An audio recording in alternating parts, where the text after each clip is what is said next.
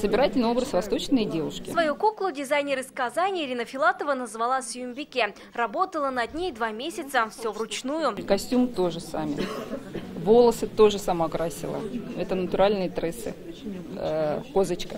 Кукол и их дизайнеров объединяет национальность. Каждый представляет свою. Здесь и русские, и башкирские, и кабардино-балкарские наряды. Есть и герои народных сказок. Ведьма из марийского эпоса или татарский парень, играющий на курае. В миниатюре можно иметь возможность рассмотреть очень детально, очень близко, очень подробно все.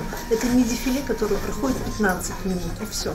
И тем более здесь представлены такие хорошие образцы, у которых можно поучиться, взять что-то в вооружении. Очень своеобразные, красивые, яркие. Люди находят время и делают такие творческие работы. Значит, не все потеряно. Как-то вот душа греется. На выставке-конкурсе больше 70 кукол со всей России. Их авторы как профессиональные мастера, так и любители. Очень разнообразные в направлении, в материале, в технологиях.